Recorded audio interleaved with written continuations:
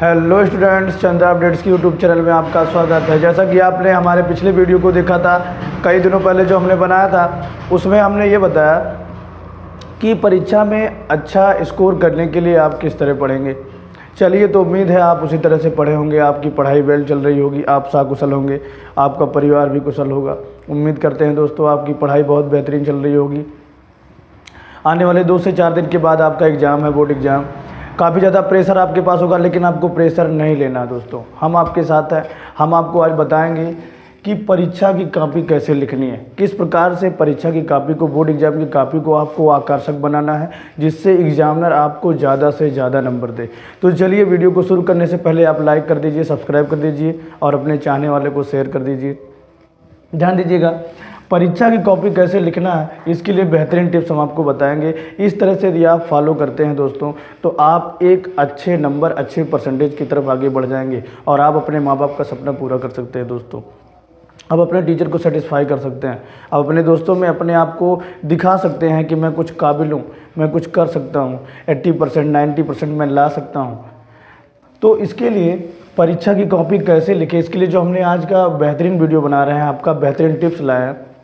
सबसे ज़रूरी चीज़ होती है परीक्षा में लिखावट, क्योंकि परीक्षा में आपको कोई जान नहीं रहा कि आप फलाने हैं, तो आप पढ़ने में बहुत तेज़ थे तो आपको नंबर मिल जाएगा, ऐसा तो है नहीं। ऐसा घरेलू एग्जाम में होता है, ऐसा आपके विद्यालय वाले, आपकी क्लास टीचर सोचते हैं।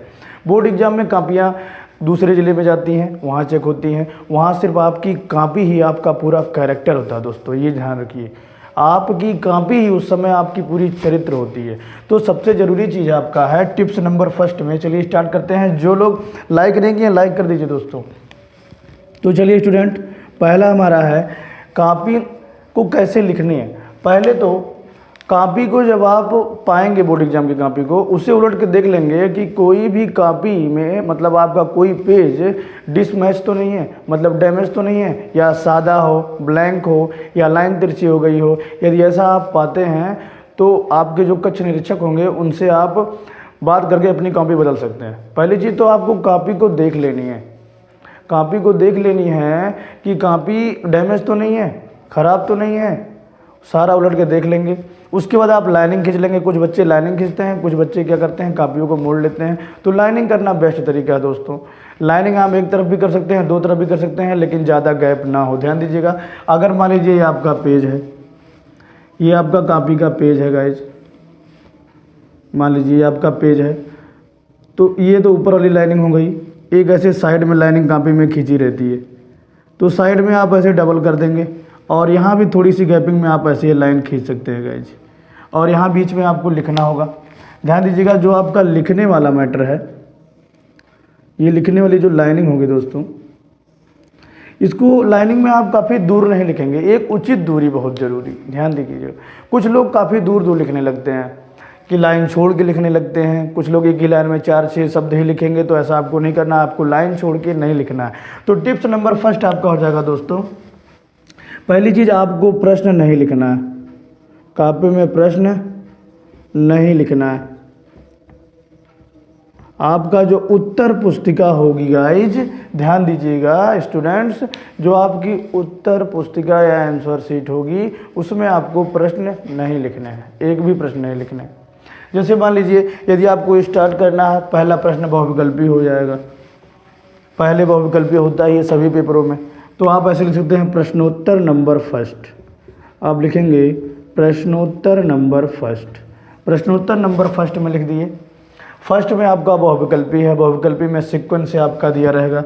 मान लो पहला प्रश्न है, पहले का बी सही है, तो आप बी लिख देंगे, पहले का बी। और पहले का बी मान लीजिए कुछ है जो वर्ड में लिखा है XYZ, उसे आप लिख दीजिए।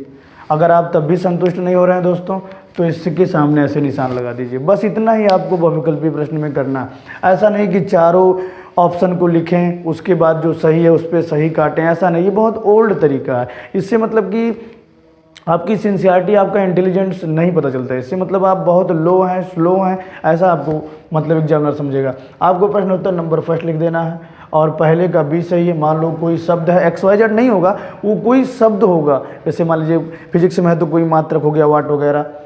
समझ में आ रही बात। उसके बाद पहला टिप्स हमारा हो गया प्रश्न नहीं लिखना है। और दूसरा टिप्स हमारा है गाइस, स्टूडेंट ध्यान देंगे, दूसरा टिप्स सबसे महत्वपूर्ण है कि सभी प्रश्नों को यानी कि उत्तर को आपको क्रम से लिखना है, उत्तर को क्रम से लिखना है। जहाँ तक आप कोशिश करेंगे सभी उत्तर को क्रम से लिखना है। आप सोचेंगे सर जी ये क्रम से क्या मतलब है? सभी उत्तरों को क्रम से लिखने का मतलब ये है स्टूडेंट्स कि पहले आप प्रश्नोत्तर लिखेंगे, प्रश्नोत्तर नंबर फर्स्ट बहुविकल्पी हो जाएगा, बहुविकल्पी आप थोड़ी स्पेस में कर सकते हैं, 8 से 10 लाइन में हो जाएगी। जरूरी नहीं कि एक पेज आप ले लें। देखो ऐसा नहीं है कि पेज भरने से नंबर मिल जाता है, ये गलत मानसिकता है। पेज भरने से नंबर नहीं मिलता है।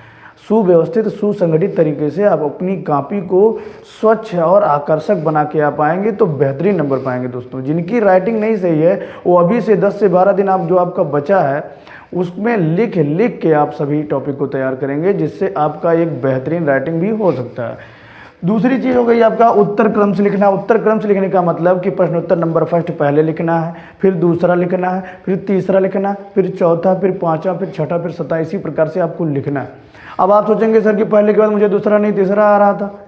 अगर ऐसा है कि पहले के बाद दूसरा नहीं आ रहा था तो तीसरा आ रहा था, तो दूसरा तो कोई आपको बताने वाला है नहीं। नकल की उम्मीद तो बिल्कुल छोड़ ही दीजिए आप, क्योंकि आप पढ़ने वाले बेहतरीन बच्चे हैं। आप पढ़े हैं साल भर, विद्यालय में पढ़े होंगे, कोचिंग में पढ़े होंगे, घर पर पढ़े होंगे, अपने बड़े भाई बहन से कुछ सलाह लिए होंगे, तो नकल की उम्मीद तो छोड़ ही दीजिए। तो फर्स्ट जब आप लिख ले रहे हैं, अगर सेकंड में आपको दिक्कत हो रही है तो सेकंड के लिए स्पेस छोड़ के आप तीसरे पर चले जाइए। सेकंड आप लिख लीजिए प्रश्नोत्तर नंबर 2, उसके बाद आप तीसरे पे पहुंच जाइए। तीसरे पे पहुंचने के बाद आप क्या करेंगे, तीसरे को लिखिए, फिर चौथा लिखिए, फिर पांचवा लिखिए। मेरे कहने का मतलब कि आप पहले प्रश्न के बाद पांचवा नहीं लिख देंगे कि पहला आप कर लिए उसके बाद पांचवा लिख दीजिए, फिर छठवां लिख दीजिए।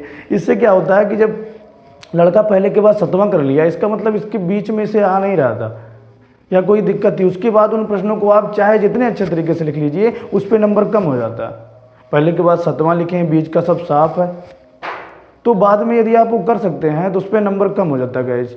तो चलिए ध्यान देते हैं, ये आपका उत्तर क्रम से लिखना हो गया। पहला टिप्स आपका प्रश्न नहीं लिखना है। दूसरा हो गया उत्तर क्रम से लिखना, मतलब पहला लिखना है, फिर दूसरा, फिर तीसरा, इसी प्रकार से आप लिखेंगे।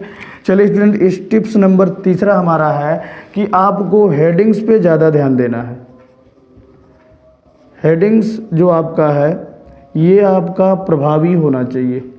जैसे मान लीजिए आप हिंदी में ऐसे लिख रहे हैं, मान लीजिए दिवाली पे से आप लिख रहे हैं, तो दिवाली पे से लिखने का मतलब सबसे पहले प्रस्तावना तो सभी हिस्से में लिखा जाता है। प्रस्तावना हो गया, मनाने का कारण हो गया कि क्यों दिवाली मनाई जाती है, फिर मनाने की विधि हो गई, किस प्रकार दिवाली मनाई जाती है, दिए जलाते हैं, मिठाई खाते हैं, दूसरे से मिलते हैं, इससे लाभ क्या है, क्या दिवाली से लाभ है, क्या हानियाँ, इससे दोस्त प्रदूषण हो जाता है। उसके बाद आप उपसंहार लिखेंगे या कोई अन्य टॉपिक है, मतलब टॉपिक कोई भी हो दोस्तों, सबसे ज़्यादा इम्पॉर्टेंट आपका हेडिंग है। हेडिंग आपको प्रभावी लिखना। यदि आपका सामाजिक विज्ञान में है, प्रथम विश्व युद्ध आप लिख रहे हैं तो प्रथम विश्व युद्ध का अवधि लिख सकते हैं, प्रथम विश्व युद्ध के कारण कई हैं उन्हें लिख सकते हैं, कहाँ कहाँ लड़ा गया किन किन माध्यमों से ये लिख सकते हैं, इसका परिणाम क्या रहा ये लिख सकते हैं। उसके बाद उपसंहार मतलब क्या आपका सजेशन है कि फिर दोबारा प्रथम द्वितीय तृतीय युद्ध ना हो। उसके बाद जरूरी है, मान लीजिए कोरोना काल पे आ गया, कोरोना कोविड-19 काल आपका चल ही रहा था, कई बार लॉकडाउन भी लग गया, तो कोरोना काल पे इससे आप तैयार कर सकते हैं। ये हो गया तीसरा आपका हेडिंग प्रभावी बनाना है दोस्तों। चौथा आपका है, चौथे में आपका क्या है कि कोई भी प्रश्न यदि आप लिख रहे हैं तो प्रश्नों में कभी कभी फिगर आ जाते हैं दोस्तों, फिगर आ जाता है, डायग्राम आ जाता है। फिजिक्स में कई फिगर हैं, केमिस्ट्री में फिगर हैं। तो इसमें आपको करना क्या है दोस्तों कि जो भी आप चित्र बनाएंगे, चित्र हो गया या अन्य कोई आपकी उपपत्ति का चित्र हो गया या डायग्राम हो गया या डाटा हो गया, उसे आप स्वच्छ बनाएंगे। स्वच्छ व आकर्षक आपको बनाना है। कभी कभी ऐसा होता है गाइस, ध्यान दीजिएगा, जैसे मान लीजिए एथिल अल्कोहल बनाने की प्रयोगशाला विधि आ गई, तो लैब विधि के लिए आपको फिगर बनाना होता है, प्रखनली बनाएंगे, बर्नर बनाएंगे, स्टैंड बनाएंगे, तो इसके लिए आपको प्रैक्टिस कर लेना है। कोई भी फिगर यदि आप अपनी कॉपी में बनाते हैं तो उसको आप स्वच्छ और आकर्षक बनाएंगे। गाइस ध्यान दीजिएगा, उस कॉपी को आप फिगर को स्वच्छ और आकर्षक बनाना है। और ये टिप्स नंबर 5 आपकी हो जाएगी कि आपको लास्ट में यदि आप रफ कार्य किए हैं, कुछ बच्चे होते हैं जो पहले रफ कार्य ही करते हैं, तो रफ कार्य को आपको काटना अवश्य है, रफ कार्य को आपको काटना अवश्य है, जान लीजिए। रफ कार्य को काट कर ही आप आएंगे स्टूडेंट, ध्यान दीजिएगा। तो ये आपके 5 टिप्स हो गए। परीक्षा की कॉपी कैसे लिखेंगे, प्रश्न नहीं लिखना है, पहली चीज़ उत्तर क्रम से लिखना है, हेडिंग को आपको प्रभावी बनाना है, हेडिंग ज़्यादा इंपॉर्टेंट है, चित्र उपपत्ति का हो या कोई डायग्राम हो उसे स्वच्छ और आकर्षक बनाएंगे गाइज, और रफ कार्य यदि आप लिखे हैं तो उसे कट कर देंगे, पूरे रफ वाले पेज को आप कट करके आएंगे और कॉपी के बाएं पेज पर आप रफ कर सकते हैं। हर बाएं पेज पर करें ये आवश्यक नहीं है, किसी किसी पेज पर आप कर सकते हैं, बाएं पेज पर करिएगा, रफ कार्य ऊपर लिख दीजिएगा और उसे बाद में एक्स से पूरा काट के चले आइएगा। तो ये आपका परीक्षा की कॉपी कैसे लिखें इसके लिए बेहतरीन टिप्स है। उम्मीद है आपको अच्छा लगा होगा। यदि आपको अच्छा लगा दोस्तों तो अपने चाहने वाले को शेयर कर दीजिए, सबका भला हो जाए। चलिए, बेस्ट ऑफ लक फॉर